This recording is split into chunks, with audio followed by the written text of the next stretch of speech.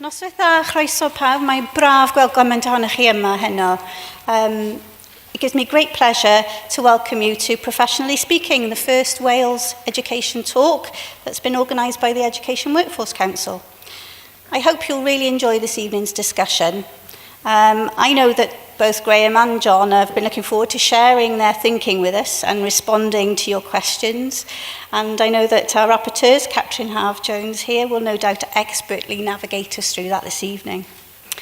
We're grateful for the support and sponsorship of our colleagues at the Open University, which has been instrumental in making this evening possible, and we look forward to continued collaboration in the future.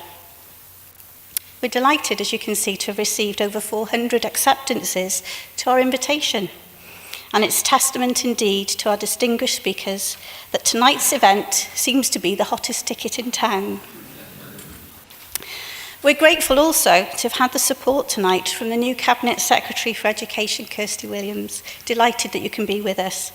Assembly members, leading policymakers, colleagues from our sister UK teaching councils, and practitioners from all our registrant groups. Now that registration has been extended to the wider education workforce in Wales, it's particularly pleasing to have strong representation from further education, work-based learning, learning support, and youth work, as well as school teaching. Collectively, colleagues, we are the people who can ensure the success of the education system in Wales for the benefit of all those learners in our care and ultimately society at large. So we encourage you to take tonight's opportunity to network and discuss all issues with colleagues from all sectors. As I mentioned earlier, we've 3 people on our stage this evening, and also we have John as well, including myself. But our main protagonists are John and Graham, and they're joined by top Welsh broadcaster and journalist Catrin Haf, who is particularly well known for her work on hacio and y gyda'r bedwar on S4C, who now we're a month on from the marathon work that she covered in the covering the election, is able to relax and be with us and to steer us through the easy seas of this evening. Having interviewed several leading politicians, including the Prime Minister, Dave Cameron, former Liberal Democrat leader Nick Clegg, former Labour leader Ed Miliband, and UKIP leader Nigel Farage, as well as Wales's First Minister Catrin Jones and other Welsh party leaders, I'm sure that Catrin will remain firmly in charge of us all this evening. And so, on to this evening's speakers. Professor John Furlong and Professor Graham Donaldson. I'm sure that neither will need much introduction to anyone who's remotely involved in education in Wales, but just in case any of us have been asleep for the past 3 years or so, to recap in headline terms only, Graham Donaldson is the author of Successful Futures, the independent review of the curriculum and assessment arrangements in Wales, and John Furlong is the author of Teaching Tomorrow's Teachers, Options for the Future of Initial Teacher Education in Wales, which was published by the Welsh Government in March 2015. Together, the Donaldson and Furlong reports form the basis for a radical and exciting new future for education in Wales. Both reports have been warmly welcomed by the profession, offering a curriculum of hope that will be underpinned by the strongest of starts for our education professionals to help us meet the challenges of enabling our learners to succeed in a fast-changing world. Graham, John, we're delighted to welcome you, and we look forward to hearing what you have to say. I'll leave you now in the capable hands of Catrin. Enjoy your evening. Diolch yn fawr.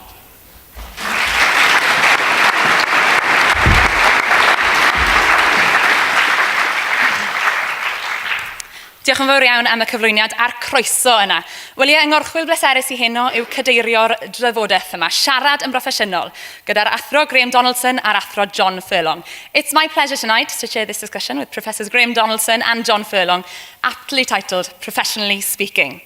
Mae addysg yn bwnc sy'n effeithio ar bawb ac sy'n bwysig i bawb. Fel welon ni yn yr etholiad diweddar, mae e'n haeddiannol o uchel a restr blaenoriaethau'r genedl. Ond siwt mae gwireddu disgwyliadau a dyheadau pobl Cymru. Education can be a political minefield. It's an emotive as well as an economic issue. The future of our children and young people and the fortunes of a nation are all tied up in education. But the headlines in Wales haven't always been favourable. So how do we achieve the expectations and aspirations of the people of Wales? Well, I'm glad we have these two very informed individuals to share their thoughts with us this evening. Fyddwn ni'n dechrau gyda chyflwyniad yr un gan ein siaradwr gwadd heno cyn symud ymlaen i drafod y cwestiynau o'r llawr. We'll open the evening with a presentation from each of our speakers before going on to questions from the floor. And thanks in advance to those of you who have submitted your questions for this evening. And if time allows, hopefully we can come round for questions and comments from the floor more generally following that. Felly, heb ddweud rhagor, awn ni mlaen i at ein siaradwyr gwadd ni heno. Y rhai fi'n siŵr i ni gyd yn awyddus iawn i'w clywed. So, without further ado, in that case, let me extend a warm welcome, firstly, to Professor Graham Donaldson, and invite him to give his thoughts on the Welsh education sector.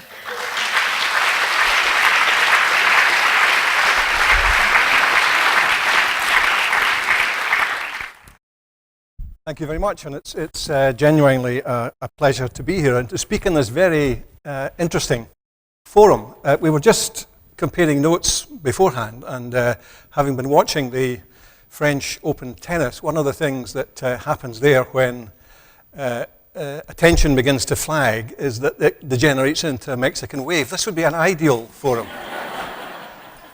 So we'll know if you all start bouncing up around the room, we need to shut up quick. What I want to do in the time that I've got is to try to address two of the biggest challenges that are facing education systems across the world. Education, as Katrina said, has become one of the, if not the most significant political issues for governments across the world. But all governments face the critical question about what does a good education system look like? How do we ensure that we are serving our children as well as we can and preparing them for the world that they are going to live in? And the first of the big challenges that we then face is what should they learn during their time at school? What is it that we should do with our young people during that very short time that we have them before they embark on their lives? And the quote from Successful Futures, we're living at a point at which if in the past there was greater certainty or assumed certainty about what children ought to be learning, that certainty has broken down, and yet at the same time, it's never been more important in terms of what we do with our young people. So the curriculum challenge, determining what it is that young people should be learning, what our ambitions for young people are, is a critical part of government policies across the world. But equally important is the realization challenge.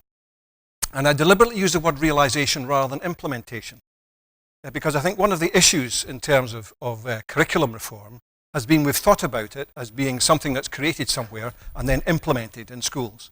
And I think that's a far too simplistic a model about a much, much more complex process that lies behind the translation of ambition into reality. And therefore, realizing our ambitions in practice, I think is the notion that we should have rather than implementing something that's handed down to schools.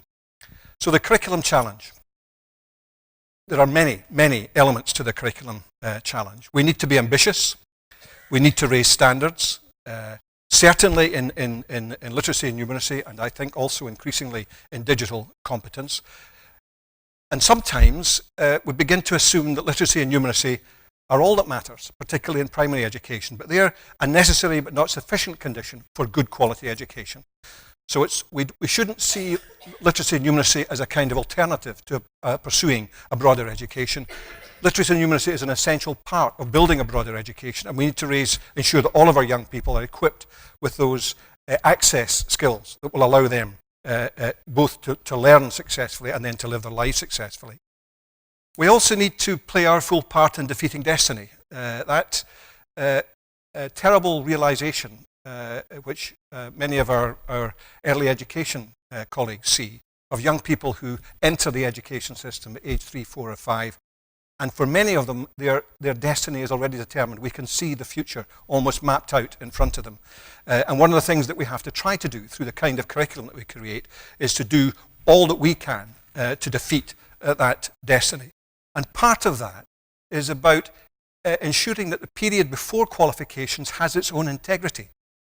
There's also a tendency, if there's one tendency, it's to overemphasize literacy and numeracy as if it were an alternative to a broader education. The other tendency is to assume that everything's a preparation for qualifications. And qualifications are what defines an education system. Qualifications are vitally important.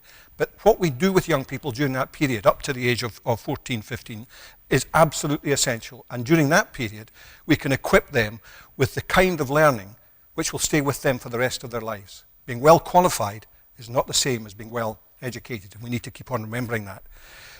Part of that is about creating the space for engaging teaching and learning.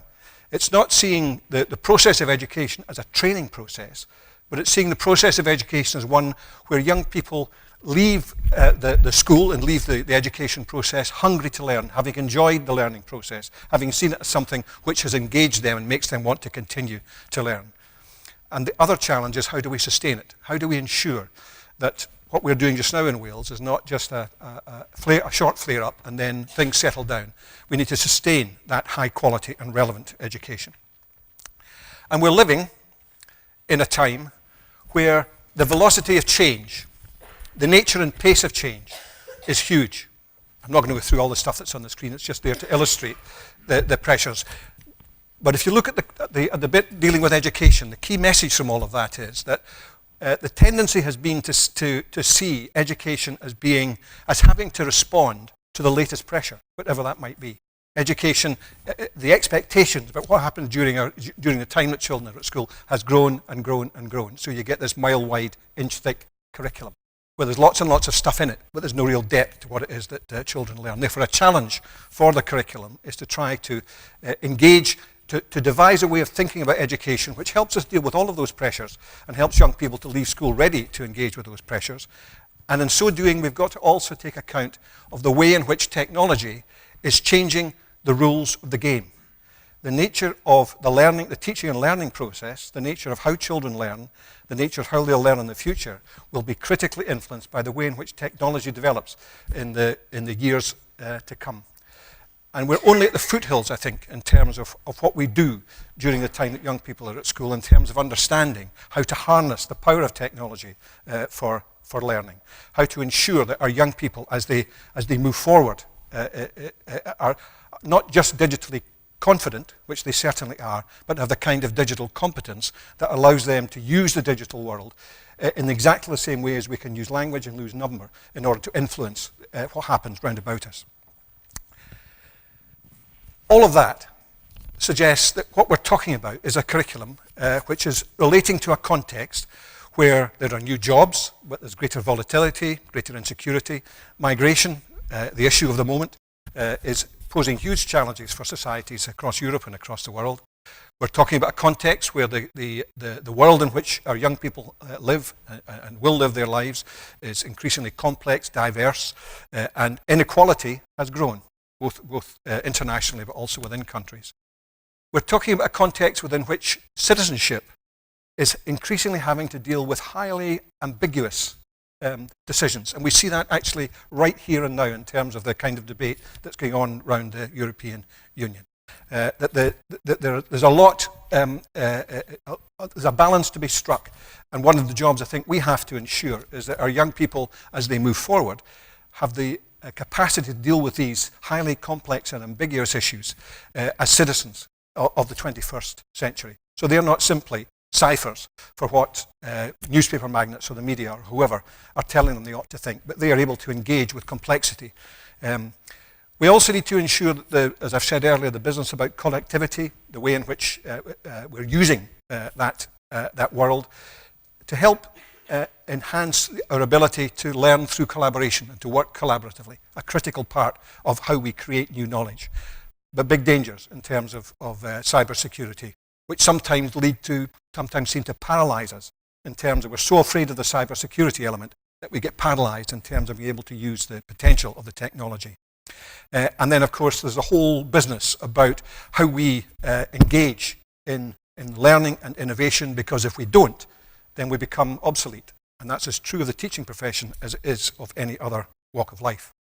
So what Dewey said back in 1915, I think is still true. If we teach today as we taught yesterday, we rob our children of tomorrow. And that actually is what Successful Futures and what we're trying to do in Wales is all about. It's about the importance of basic skills that I've talked about. It's about deeper learning.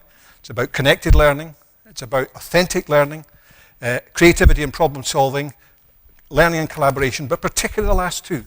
It's about helping our young people to develop their ethical understanding and their own value systems that allow them to deal with the complexities and difficulties and tensions which are present in the world. And this rather clumsy phrase, personal agency, but it means that they can take control. They feel confident in taking control of their own lives. All of those are part of 21st century schooling. And that means we're moving from a conception of the curriculum, which is moving from what children should be learning towards what they'll become as a result of that learning, how they use the learning, how that learning is helping them to become the kind of people who will thrive in the 21st century. Across the world, countries have responded to all that I've just been saying. And if you look at the selection that I've got on the screen there, there's a remarkable similarity in terms of this move from what children should be learning to what it is they should become as a result of their learning. And you'll see the same kind of words cropping up all over the place. They're about ambitious goals. They're about striking a balance between basic skills, subject knowledge, application, creativity, and a broader preparation for future life.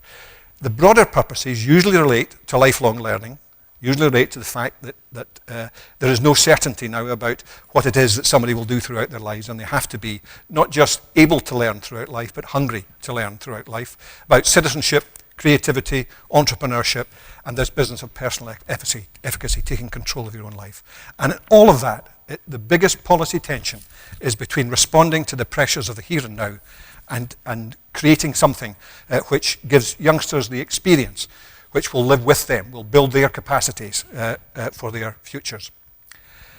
So all of that lies behind the curriculum challenge.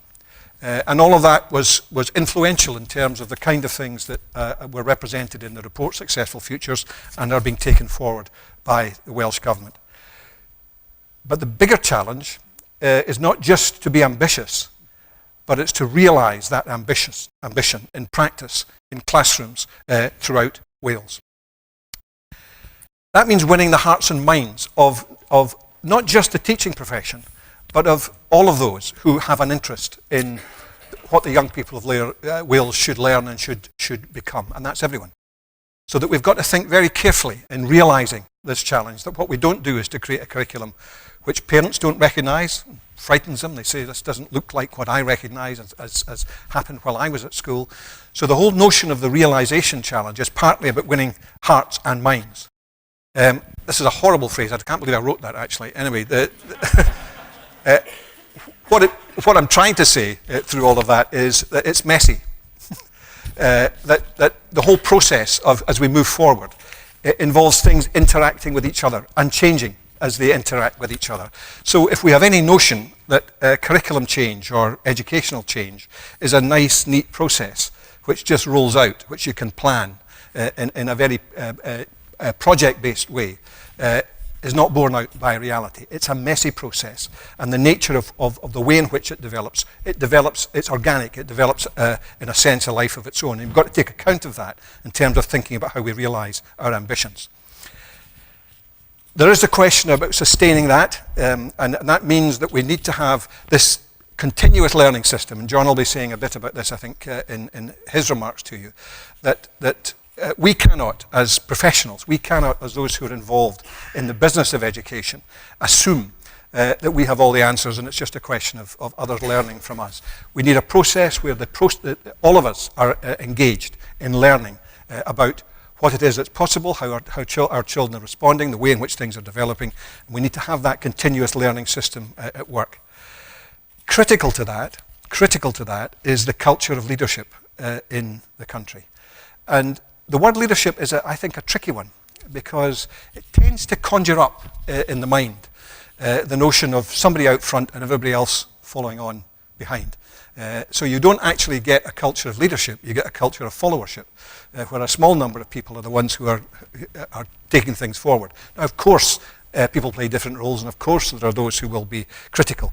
But that leadership culture is something that needs to suffuse a school, it needs to suffuse the education system. It needs to be something where each and every person who's involved in the education of young people feels that they can play a part in helping to lead the learning of young people forward in a whole variety of different ways.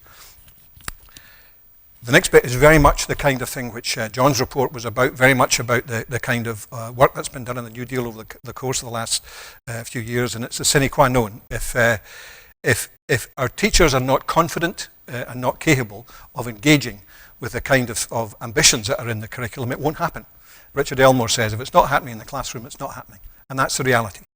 So one of the critical, if not the critical dependency, is to ensure that we have a teaching profession that has both the confidence and the competence to engage with the kind of ambitions which we have for our young people.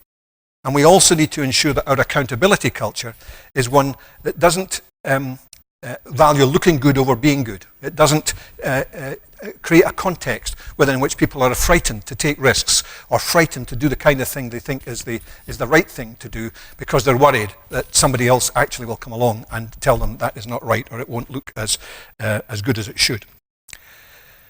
So we have a reform conundrum that we've had for the last 50 or 60 years, for as long as certainly I've been in education. We've had a process of almost continual educational reform, and the John Hattie quote, the third one down, kind of sums it up. We have in education a long history of innovation, but it rarely touches but a chosen few. The nature of what actually happens on a day-to-day basis in the classroom often bears little resemblance to the ambitions that were inherent in the original reform programme.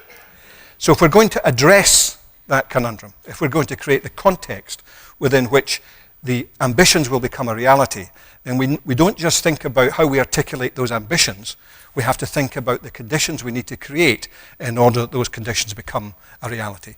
That's about having a sense of purpose, having the purposes of education very clear, and we need to keep on reminding ourselves about those purposes. Because very often in any curriculum reform, they all start with grandiose ideas, and then we lose sight of those and we get involved in particular work streams and forget what it was. What's the prize? What is it we're trying to do? We need to keep on reminding ourselves about what it is we're trying to do for the young people of Wales. We need to have a curriculum which builds on the past but is not imprisoned by the past, so that we don't just add more stuff in. We don't just keep on saying the curriculums are given, but we need to do this as well. So we need to build on what works, but we have to go beyond that and not be imprisoned by that past. A better metaphor than implementation, I think, is exploration. Because what we're actually talking about is a profession that is confident and excited by exploring what's possible in their classroom with their children. And with their own learning and their own capacity. So that notion of exploration, subsidiarity, you don't assume it's a rollout process from the top down, but you assume that what's happening in the classroom has its own integrity and has its own worth and is not simply the implementation of something that comes from elsewhere. That talks about that requires a confident expert and empowered teaching profession. That active and extended collegiate culture, distributive leadership, that notion of everyone feeling that they can play their part in taking the learning of young people forward, and that constructive accountability system.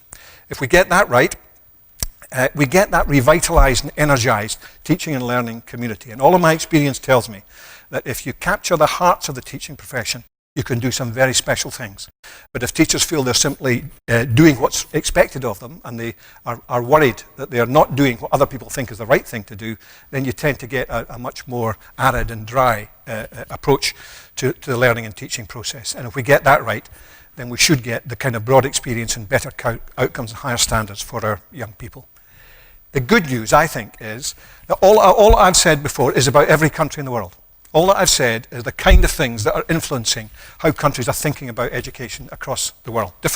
Come to different conclusions, but all of those things are part of it. In terms of Wales, the way in which the whole programme has been taken forward, following Successful Futures, following John's report, has been a strategic approach, and very often that's not the case. We just pick a bit of it, not look at the whole.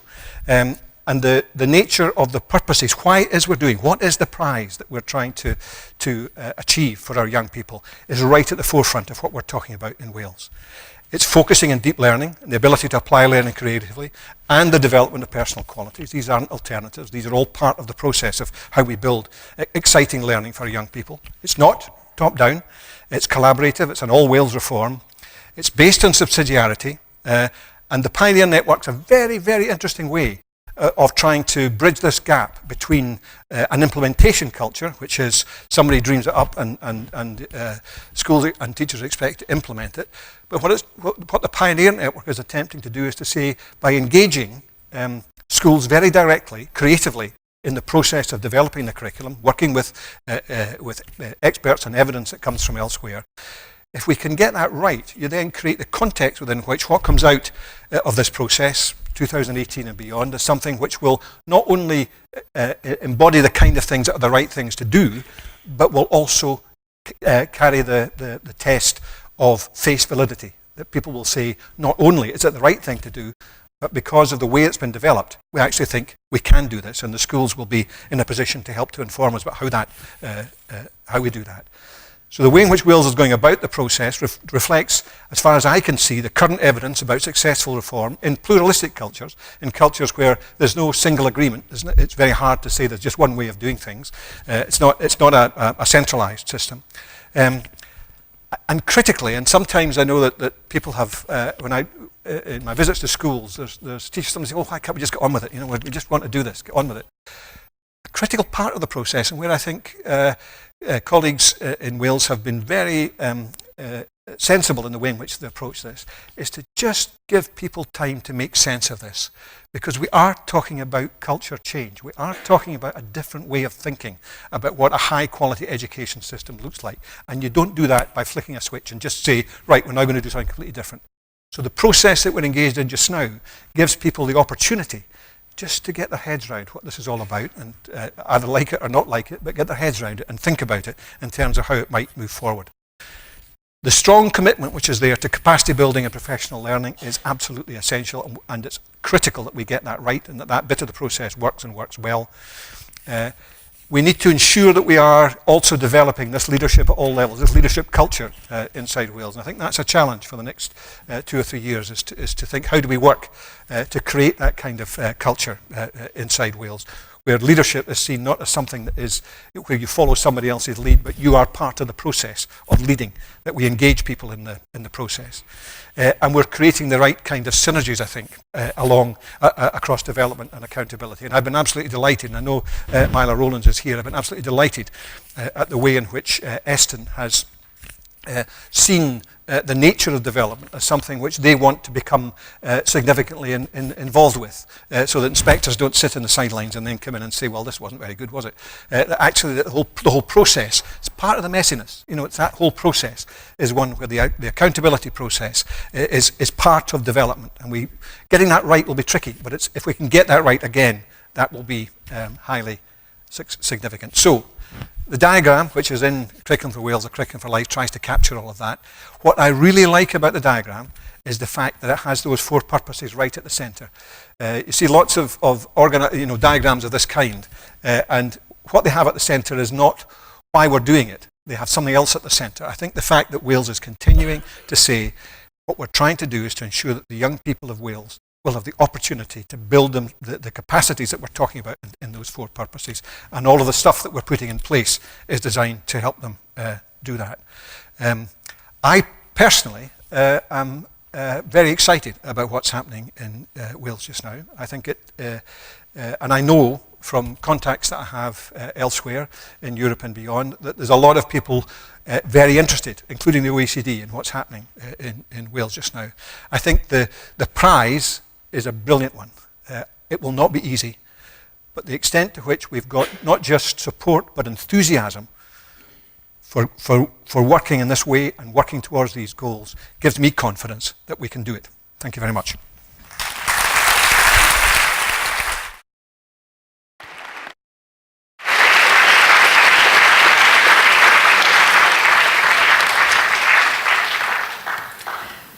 Diolch yn fawr iawn I chi'r Athro Graham Donaldson, very thought-provoking there, and a chance to revisit those in a few moments' time. But now I'll go on to introduce Professor John Furlong, who will give us his thoughts on the Welsh education sector.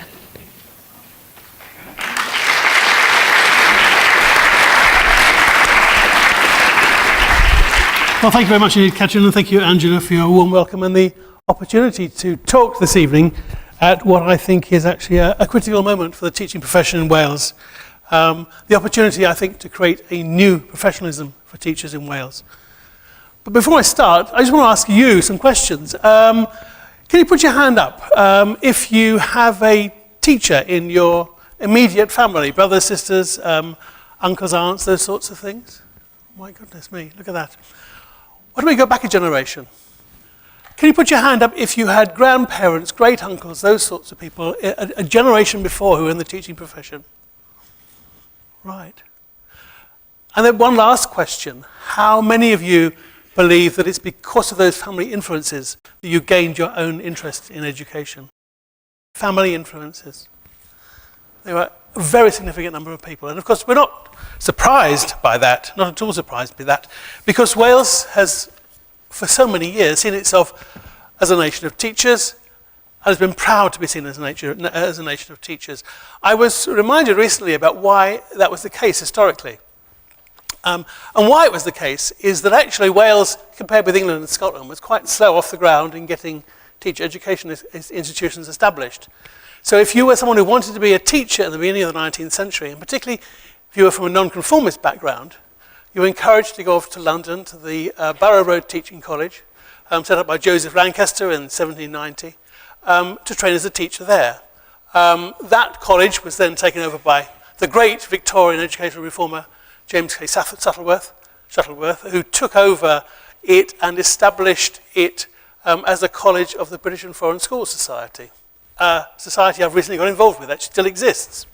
But what that meant was that teachers in Wales had the opportunity to teach outside of Wales from the very beginning of teacher education, and also through the British and Foreign Schools Society had the opportunities to teach all over the world. And many of them did in huge numbers through the 19th and 20th century, in significant number. But it wasn't just that teaching has given teachers in Wales geographical mobility. It's also given them social mobility as well. I think of my wife's grandparents from mid-Wales, both of whom were elementary school head teachers before and immediately after the Second World War. And what's interesting is the huge status that they had in their respective societies. You can still go, 60 years later, you can still go and talk to elderly people in Welshpool and the nearby village of Berriew, and there's kind of a hushed silence when you mention the name of Mr. E.J. Roberts or Mrs. Roberts. They were a force to be conjured with. Their status was really significant in their society. And of course, interestingly, if we go to other parts of the UK, that's still absolutely the case still. In Scotland and Northern Ireland, as well as in the Republic of Ireland, teaching is seen as a high status profession. In each generation, they're attracting the very best of that generation to go into the field of teaching. I mean, did you know, for example, that if you are in Northern Ireland and you want to do a 4-year undergraduate teaching at one of the teachers' colleges in Belfast, that you, and it is a 4-year degree, as it is in Scotland and in Northern Ireland and the Republic of Ireland. If you want to do that, you need the A-level qualifications that are exactly the same as to get into read law at Queen's. A very, very significant profession. Something has changed in the last generation in Wales and in England, where that's not always the case, that we're not always attracting the very best people into the teaching profession, and when we do, many of them are not staying in the profession for very long. Something important has changed. I think we may have lost our way, and I do see 1988, the Education Reform Act of England and Wales, as a key turning point. Because one of the things that's changed in the last 30 or so years is the confidence that's been accorded to the teaching profession by successive governments. 30 years or so ago, the teaching profession, both individually and collectively, was centrally involved in the development of the curriculum through the Schools Council. It was centrally involved in assessment systems through the assessment boards. And the focus of that assessment was primarily about forms of assessment that would enable teachers themselves to encourage and support those they were working with, their young people they were teaching. Now, I'm not saying that what happened in the school system in the 70s and 80s was all brilliant by any means at all. I mean, I was a teacher in London in the 1970s, and the quality of schooling was lamentable in some cases. The differences between schools and their achievement was very, very profound. I mean, the fact that in the 1970s, 40% of the young people still were not even catered for in terms of a leaving exam is really very, very salutary to remember of how far we've come. But there were some things lost in the big Reform Act of '88. A growing approach to improving quality by centralisation, a growing central control of the curriculum, a growing central control of assessment, a growing central control even of pedagogy. And the unleashing that gave to an emphasis on accountability, performance, competition, and that dreadful phrase from Michael Barber, deliverology. Dreadful phrase, dreadful phrase. And it all adds up to what Pasi Sahlberg calls GERB, the Global Education Reform Movement. Now, I know that Finland is an overused example.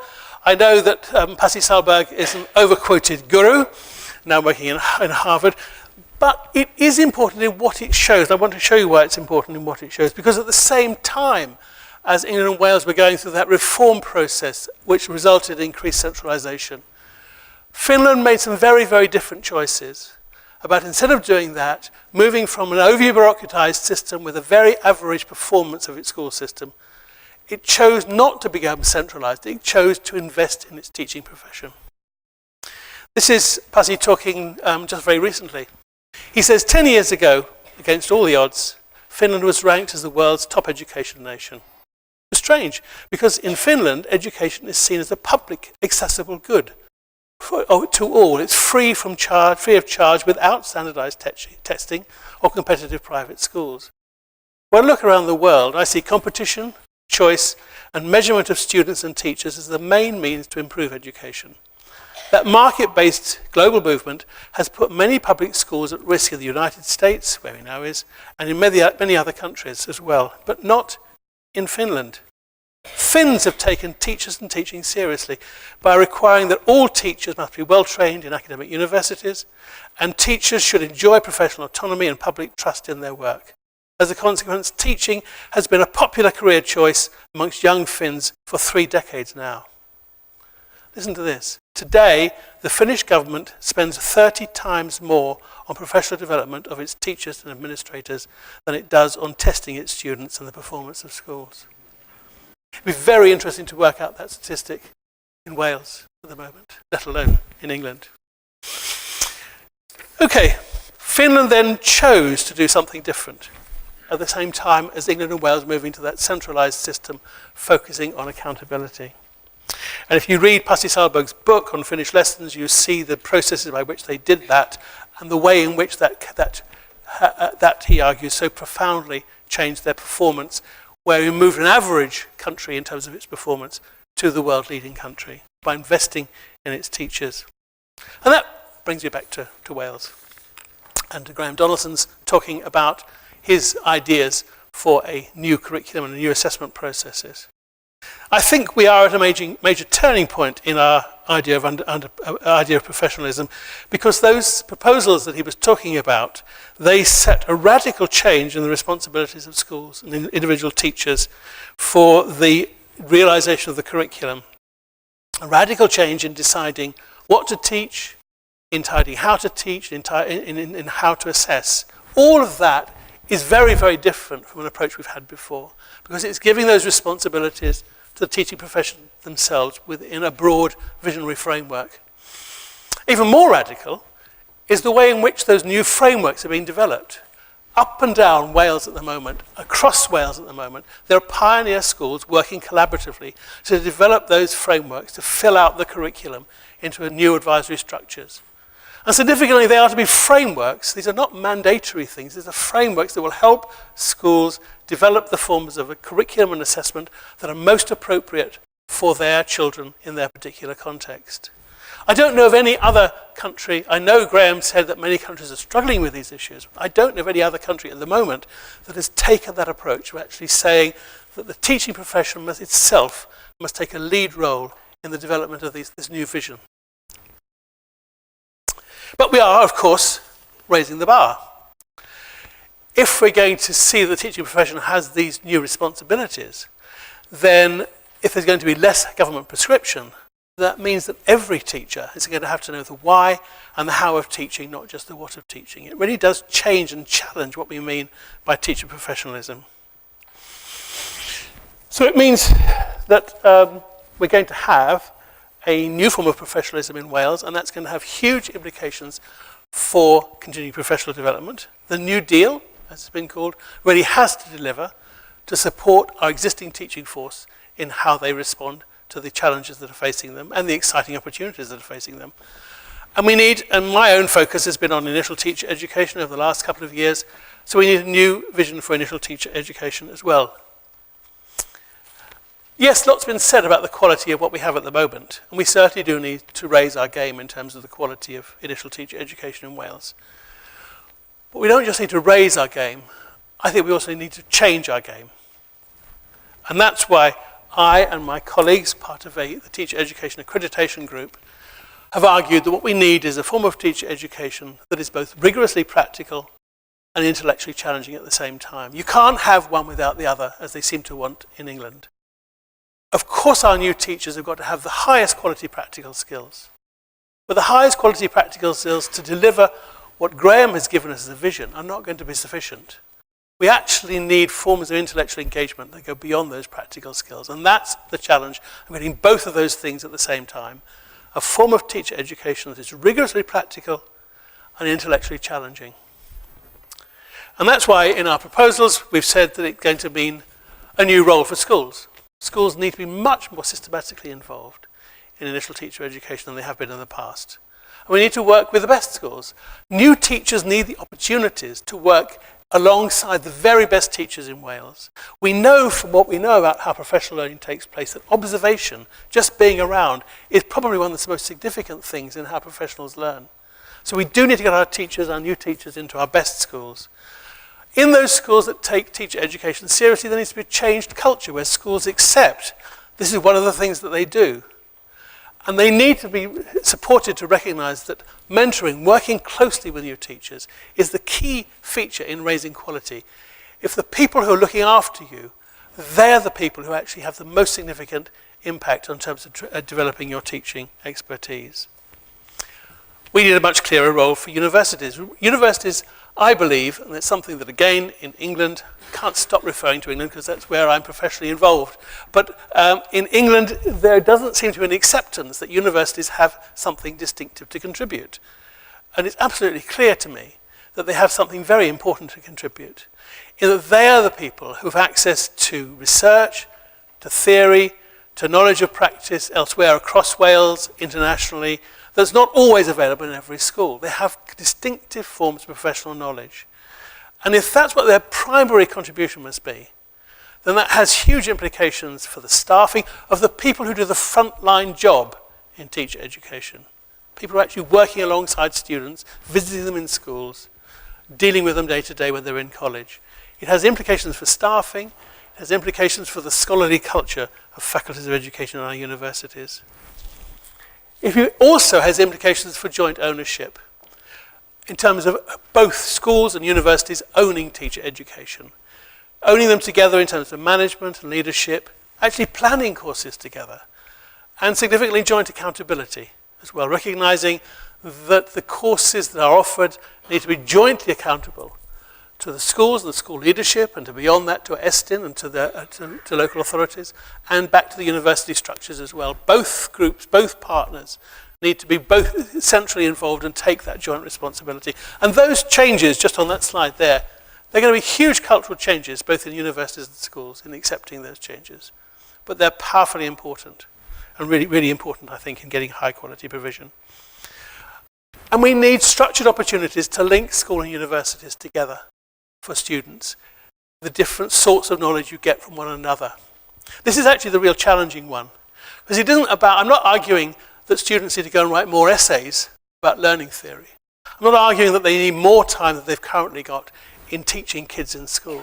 It's about how you bring those different forms of professional learning together, how you create the opportunities and challenges so that new teachers, beginning teachers, actually take what they're learning from college and use that to challenge what they're learning in school. And take what they're learning in school and use that to what they're providing through college, and being asked themselves to develop as the theorists, to articulate and defend their own approaches to professional teaching. They're getting that right is difficult, but in the recent months, people I've been working with, we've brought examples together of different approaches for doing this that have been experimented up and down the country in outside Wales, joint appointments, what the Japanese call lesson study. There's a range of different strategies out there, but getting that right is absolutely critical. And then underneath all of that, it seems to me we need a recognition that there's a centrality of research. Research informs all this stuff in terms of program design. None of these principles that I've talked about here come out of the blue. They come out of a substantial knowledge about what the research tells us internationally high quality teacher education looks like. So it should be part of research design. It should underpin the knowledge that students are engaging with. We need to make students savvy research consumers. We need to begin to develop their skills as novice researchers themselves. We need to use research to support and develop and monitor programs and help them move forward. It's all over the place, research. And if it's going to be all over the place like that, then it seems to me that we're actually going to have to do some investment nationally. As I keep on saying, I've said so many times in recent years, that the research quality and quantity in the field of education in Wales is lamentably low at the moment. It needs some serious investment if it's going to fulfill and support the sorts of profession that we need. And finally, we need the new government to be brave enough to do what our outgoing minister announced in his last public engagement, talking about precisely these issues when he talked about launching a 4-year undergraduate / master's entry route for new teachers, new primary teachers, and he talked about a 2-year PGCE. If you wanted to send any single message about how this government, new government, takes the teaching profession seriously, a message to the rest of the UK, a message intellectually, is about taking these two promises seriously. It would fundamentally change the vision of what teaching is as a career in Wales. So I do hope that the new administration takes those commitments very, very seriously indeed. So we've achieved a huge amount already, it seems to me, in the last administration in setting out an amazing vision in all sorts of ways. For what the teaching of the future will be. What I hope is now that the new administration will have the nerve to carry those things forward. It's one thing to set out an exciting vision. It's another thing to actually achieve that and bring that to fruition. But I think that the prizes, as Finland showed, of choosing the strategy for change by investing in its profession, the prizes are really significant.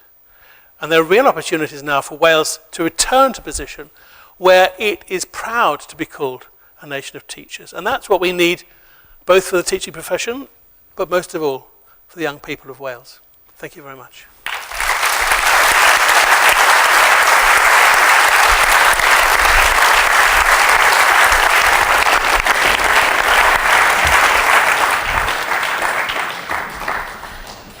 Diolch yn fawr iawn fyna i'r Athro John Furlong. Thank you very much. Another thought-provoking presentation this evening. Well, time now. We've got some 15 minutes, I think, on the clock to get some questions from the audience. And I think the first question tonight comes from Catrin James. Yw Catrin James ma a'i chwestiwn yn y gynulleidfa? Os llwch chi roi'ch llaw lan, be bynnag chi. Na fe, lyflu. Beth yw'r cwestiwn? Diolch yn fawr, Catrin James dwi o Urdd Gobaith Cymru, Mudiad Ieuenctid Gwirfoddol yng Nghymru. Felly, i gychwyn, ateb cwestiwn bach agoriadol. Yn yr amser sydd wedi bod ers i'r ddau ohonoch chi ysgrifennu eich adroddiad, beth sydd wedi newid? Wrth edrych yn ôl, os oes yna unrhyw beth yn eich adroddiadau fyddwch chi wedi dymuno i newid neu dymuno eich bod wedi gynnwys? Diolch yn fawr iawn i chi. And just to translate that, in case you didn't follow, so the question was, in the time that's elapsed since you both wrote your reports, what has changed? That's the first part of the question. The second is there anything in your reports that in hindsight you'd change or that you wish you had included? So I'll start with you, Graham Donaldson. The first part of that initially, in the time that's elapsed since your report, what's changed? Well, it's actually a very short time that's elapsed since the publication of the report, and I'm going to resist the temptation to rewrite the report this evening. I think probably what's changed, and this is very subjective, but it's my impression about what has changed, is that when I was undertaking the fieldwork for the report and visiting lots and lots and lots of schools and talking to lots of teachers and young people and parents, there was a kind of apologetic tone about a lot of those discussions where what I saw as being some good schools that were doing good stuff somehow or other were lacking in confidence, and sometimes some of the very good stuff they were doing they were apologising for, saying, I don't think we should really be doing this, but we think it's the right thing to do. I think what's changed in terms of the contact I've had in the course of the last year, and tonight I think is part of that, is it does seem to me that there's a real desire in Wales to make this happen, to make. When I say this, I mean it's not a thing. It's the process that we're engaging in. That kind of creative process about how we move forward in terms of ensuring that our youngsters are getting the highest quality education possible. There's I think a palpable desire to make that happen, and that's why, as I said in closing of my remarks, that's the thing that gives me great confidence that we can do this. Okay, lovely. And are you sure you're going to resist the second part of that question? You know, is there anything you would have changed with the benefit of hindsight, Graham Donaldson? Well, I suppose there's probably lots of things that I've just changed with the benefit of hindsight. I suppose the one thing, and it relates to what John was saying, whether I said enough about the implications for the teaching profession and the implications for leadership in the report. One of the problems when you do a report of this kind is how do you strike the balance between saying enough so that you help people to understand what it is that you're actually talking about, create a sense of direction, but not say too much, so that what you do is to take it back into a kind of implementation mode where you've dotted every I and crossed every T, and therefore people are just trying to implement something that's highly developed. So, I think the two areas where I was conscious of wanting to go further, I suspect, was in relation to the teacher agenda, but John was already engaged in that, and maybe particularly still in relation to the leadership agenda, because if we don't get the leadership culture right, then the chances of this being realised to its full are greatly diminished. Diolch yn fawr iawn, thank you. And Professor John Furlong, where do you stand on this? So, yeah, certainly. Well, I think for me the thing that changed was meeting Graham. Because there may be a master plan out there, but actually our two reports were commissioned quite separately, as far as we knew. And it was the coming together, learning a little bit about more and more about what Graham was proposing. Made me realise that the context, I had fundamental principle commitments to the same sort of vision of teacher education, but I had no idea when I started that it was going to be absolutely essential. A different conception, not just raising the game, but changing the game of initial teacher education. That was going to be essential, and the more and more I knew about what Graham was proposing, which I was entirely delighted. So that was a big change, and we have come to work together in our separate worlds, but constantly kept in touch with each other about what we're doing and what we're thinking, and there's a synergy there which has been delightful. So that's been the big change. What I would have included, well, actually, there are two things that I didn't quite dare to include to begin with, but I did change them afterwards. So that I did the idea that we should have a four-year undergraduate degree. I revised that and actually wrote it separately to the minister, saying I actually thought the way forward was to do much more what they do now in engineering, when they have an MEng, where you have a 3-year undergraduate degree and then you move into a 4th year at master's level. I thought that was the way forward, and I actually wrote that for me as a revised change, and I was delighted when you take that one up. The other one was a 2-year postgraduate entry route for teaching. I discussed that with the last minister loads of times, but didn't dare write it down. I didn't think there was the political will to do it. And then I was delighted when he came out at our last meeting and said, that's what we're going to do. So these were areas that I've been thinking about, but didn't kind of quite dare to push it that far. And that was taken out of my hands at the end. So some clever osmosis going on there, communicating that. Diolch yn fawr iawn i chi a diolch am y cwestiwn. Awn ni mlaen i'r ail gwestiwn. The second question, and I think this comes from Bernie Tyler. Is Bernie Tyler here? Oh, here in the front. Can we get a mic down? Here, then please. Yn y blaen fan hyn. Os ti 'di gyrraedd. A bigger auditorium than we expected, I think. What's your question, please? Good evening. The previous Education Minister accepted most, if not all, of your recommendations, but there is going to be a long lead-in to the implementation of these. So how can the workforce and Wales maintain the momentum? Lovely, thank you. Diolch yn fawr iawn am yr ail gwestiwn na. So, the question about keeping the momentum. How do we tackle that?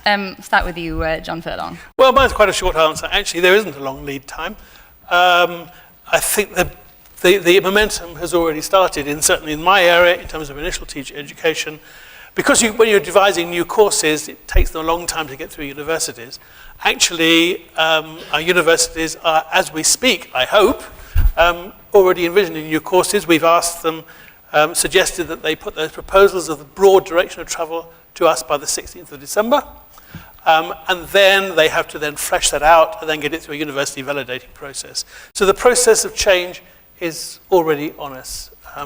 It may be slow for the new student intakes, but in terms of the professionals, the schools, the universities getting involved in a different vision, that's something that actually has to start now. And I hope, anybody here, it is starting now. And are you aware of the timescale in terms of actually implementing it so that students benefit from it? Yeah, 2018 would be our preferred date for beginning. Okay, lovely, thanks. And yourself, Graham Donaldson, you've got a clear time frame here. 2018 is when we're supposed to see the first roll, and then 2021 for the formal introduction. Some say that's too slow. You know, teachers are really excited to get this up and going now. Are you worried you're going to lose that buy-in from the sector because you've got a bit of time to wait?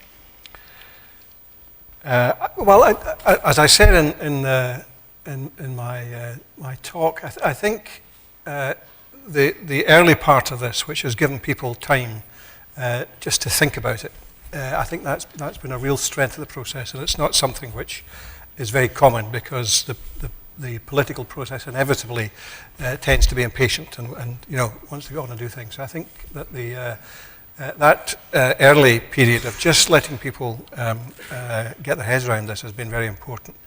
I think the strength of the pioneer approach, there's a corollary, and that is if the rest of the schools in Wales feel they're not part of this, then we have a problem, and that becomes a real momentum issue, because it's a new kind of top-down. It's a bunch of schools at the top instead of it being across Wales thing. So I think the way of maintaining the momentum is to ensure that the pioneer schools have got a particular role in this process, but for the rest of the schools in Wales, it's not a question of just waiting until all of this materialises in 2018.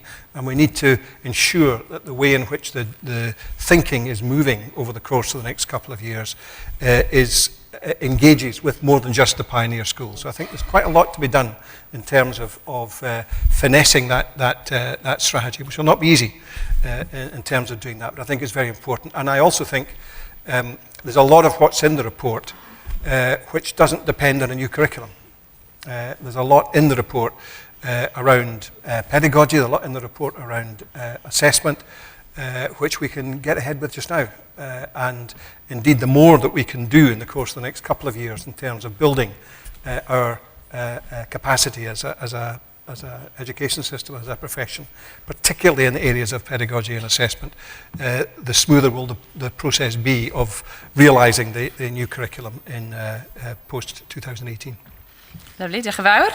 And ewn ni mlaen i'r cwestiwn nesaf. And I think the next question comes from Arwyn Watkins. Oh, Arwyn's... Oh, you'll have to run again, I'm afraid. Right down to the front.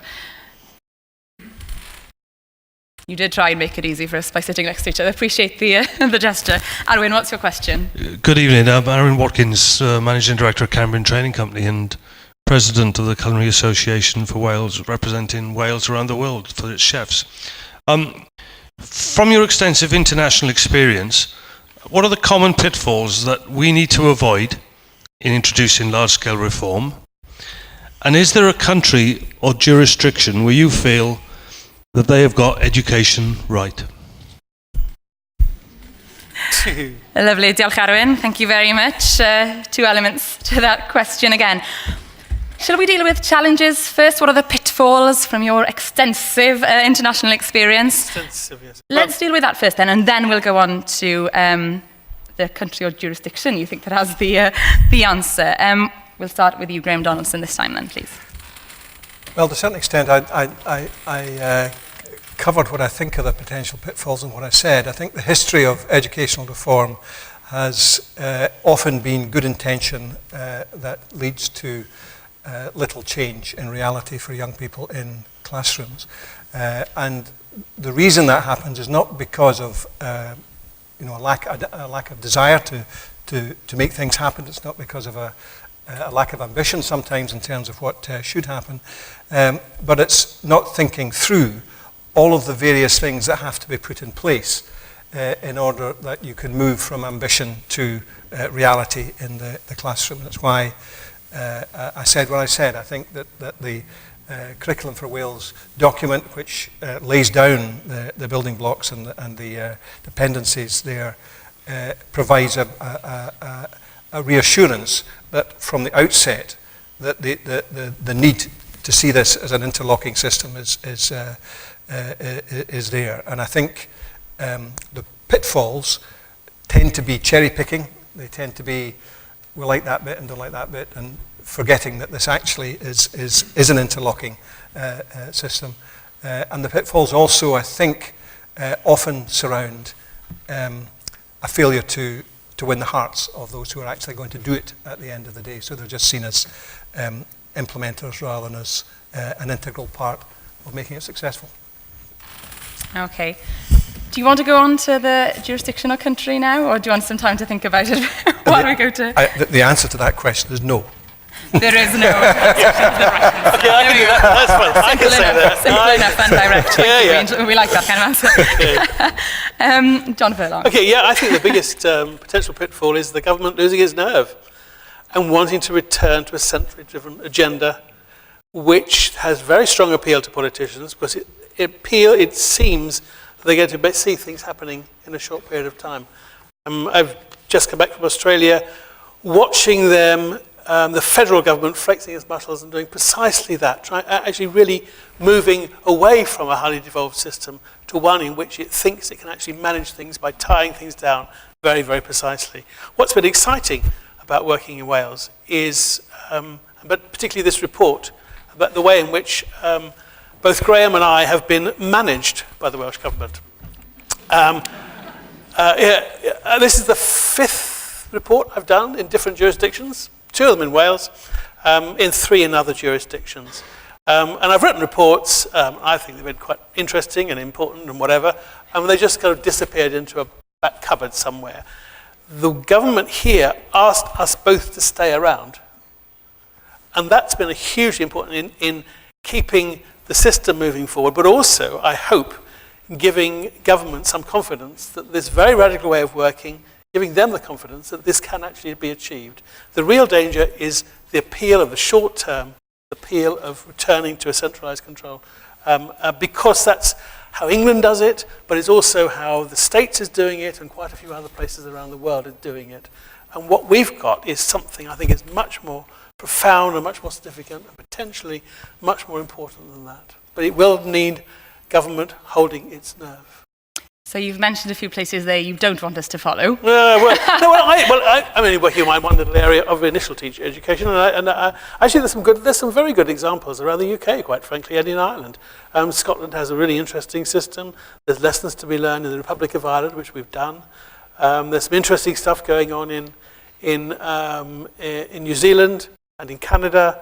There are some very good examples of places where none of it's perfect, but what you can do is actually look at different countries and draw from them and say, these things actually work. And they actually fit in, not just with teacher education, but with broader things, about broader changes that are happening in Wales. And that's what I've been trying to do. But there's no single shining example that I want simply to follow, even Finland. Thank you very much. Time is getting away with this, so I'll take the final question, and I think that comes from Gary Brace. Where's Gary? Gary's over here, if we can have the mic over to the middle. Diolch. What's your question, Gary? Thank you, John. Thank you, Graham. That was a hugely encouraging vision that you set out for us. It's also great to see Kirsty Williams, the new Education Secretary, with us.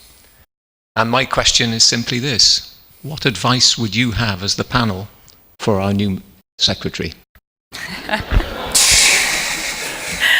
Diolch yn fawr, Gary. Thank you very much. And indeed, it is good to see Kirsty Williams with us this evening. So, wise gentlemen, what are your wise words? Wise gentlemen. Kirsty Williams. It's my turn to go first. Yes. Well, I think, Kirsty, hold your nerve and get excited about the direction of travel that's already been set. I mean, it is incredibly exciting. It's a very radical agenda. And it's significant, the last administration having set out that agenda and garnered a lot of support for it. But the biggest prize will actually be making that happen. That's the biggest political challenge. That's the biggest prize there's going to be. And I think that means learning how to work with all of those people who are already up and running and excited about all of the changes that we've been talking about. Those in schools, those in universities, those in consortia, those in external bodies like the Education Workforce Council, those external advisors, people like ourselves, drawing on that extensive support and encouragement. There are so many people, increasing numbers of people, who I meet who are starting to see that the direction of travel of what's happening in Wales is exciting and is important. And I want you to be excited and see that's important, but I want you to be the person who gets the credit for making this actually happen, not just a vision. Brilliant, diolch, thank you. And yourself, Graham Donaldson, what would your wise words be? I think, as we move forward over the course of the next 2, 3, 4, 5 years, there will be inevitably lots of bumps in the road, lots of ups and downs will happen. That's just the nature of the beast, and therefore one of the critical roles I think that the Minister can play in that process is to try to protect the integrity of what we're trying to do from those bumps in the road. You know, managing the politics, managing the external environment, and also keep talking about the prize, because this is all about inspiration. This is all about continuing to inspire the teaching profession, but also the wider community in Wales, to see that what we're doing is something pretty special, and if we get it right, it'll be something pretty fantastic. And I think the Minister keeping on, reminding us all what the prize is a very, very critical role. No, diolch yn fawr. Thank you very much. And on that note, we'll have to close things for this evening. Thank you to both professors for joining us, and thank you all to the audience as well. I'm going to hand over now to Rob Humphreys, Director of the Open University in Wales.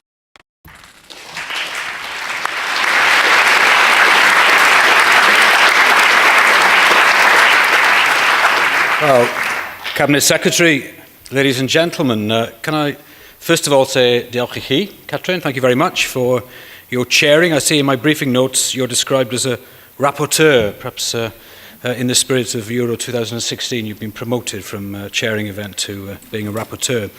And can I also thank our pianist, James Salvador. And I noticed that he set the right tone as our speakers walked onto the platform by playing Ain't No Mountain High Enough. So thank you very much for that. Now, ladies and gentlemen, you'll be all too familiar, I know, with the Welsh way, or perhaps South Walian way, that it's de rigueur for a male speaker to introduce some remarks with some sporting analogy. I always find that very, very tedious, I have to say. But tonight, I'm making an exception. If there is a teacher in this room from the Whitchurch area of Cardiff who happened to teach a young man called Gareth Bale, and if it all goes wrong on Saturday night in Bordeaux, I will be paying you a visit personally next month. I should also say I'm about to break every political protocol in the book right now by repeating something our new Cabinet Secretary said to me privately as we entered the room, and telling her something that a number of people have said to me whilst we were having our coffee and Welsh cakes earlier on. I happened to say to Kirsty Williams as we walked in, how long are you staying at the event this evening?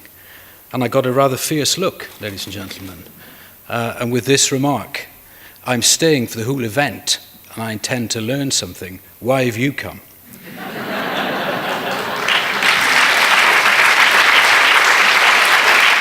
And may I say in turn, I know my P45's waiting on my desk tomorrow morning, may I say in turn, the number of people who said to me how pleasing it was to see the Cabinet Secretary arrive early and talk to people and listen to people and engage with people. And we know, Kirsty, that you won't always be able to do that. Of course you won't. Time will be against you. And we know as well you'll have very tough decisions to make and you'll never please everyone. But this is a great symbolic start to your tenure as Cabinet Secretary in coming to listen, to learn, and to talk to the people upon whom all our futures depend in all sorts of ways. So, diolch yn fawr i chi am ddod heno. Now, a number of people asked me why the Open University was supporting this event. Well, in many ways, Graham Donaldson said it all. He talked about lifelong learning. He talked about teachers, people working in the FE sector, learning support assistants and so on, have to continue to learn if they're to do their jobs well. And we're in the business in the OU of producing productive citizens. Yeah, sure, we need productive citizens, nowhere more so than in Wales, if you think about the state of our economy. But we're also interested, like you are, in producing informed and engaged citizens. That's what we're in pursuit of. And we see no contradiction in the OU between local, national education and international education. We reach every community in Wales. We have the potential to reach every home, every school, every FE college. But we also deliver teacher training in Africa. And we contribute and support to the teaching in teacher education of over 800,000 African teachers in sub-Saharan Africa, just as we reach teachers who live in Brifysgol or Prestatyn or Blaengwynfi. That's our ambition. It's an ambition we share with the authors of these two reports. Now, Professor Donaldson and Professor Furlong had many things to say to us tonight, and I found it very inspiring as a parent, but frankly, simply as a citizen of Wales. Now, imagine if there was someone here from, let's say, the Guardian newspaper education pages. Perhaps there is someone here from there, if they happen to find their way to Wales, that is. It'd be a rare event, wouldn't it, ladies and gentlemen? Now, I'm pretty confident that a person such as that would write a report of this event which focused on difference, how it's different to what may or may not be happening in England. Well, sure, it's different, but get over it. We're not here to talk about the difference. What I heard from Professors Donaldson and Furlong were these dimensions, their talks. First of all, ambition. It was radically ambitious. Secondly, they talked about trust. Trust in schools, in colleges, trust in the profession, and trust in the people in this room and their professional colleagues. But most of all, I heard them talk about uncompromising challenge and a focus on high standards. Ambitious in that sense, not accepting second best for you, us as professionals, but most of all for learners, whether they're young learners or older learners. And in that sense, I think it would be wrong if we left this room without paying a nod of thanks to Kirsty Williams' predecessor, Hugh Lewis, who set these things in motion. So it's on that note of high standards, uncompromising challenge, that I leave you to think about tonight. And I'm so pleased that the Education Workforce Council has embraced that agenda.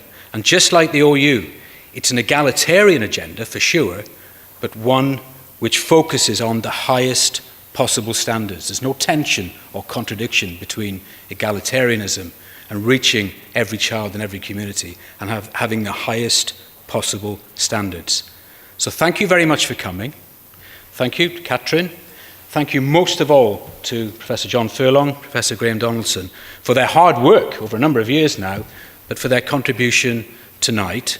I wish you well, but before we go, I know that the chair of the EWC, Angela's got a few last final remarks to make. Diolch yn fawr iawn i chi.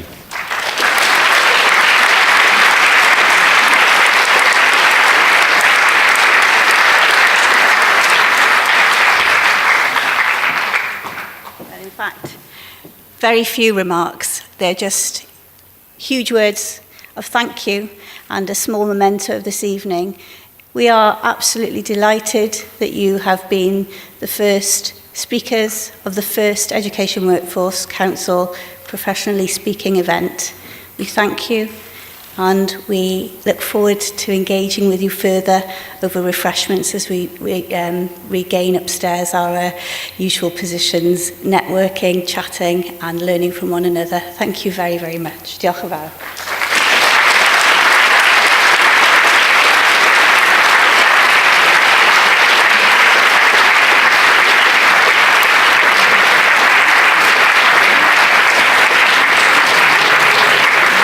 One final thank you. I think it's a wonderful job. Well done. Diolch yn fawr, Catrin, am ddod yma heno ac am trefnu'r noson mor hwylus i ni gyd. Diolch yn fawr.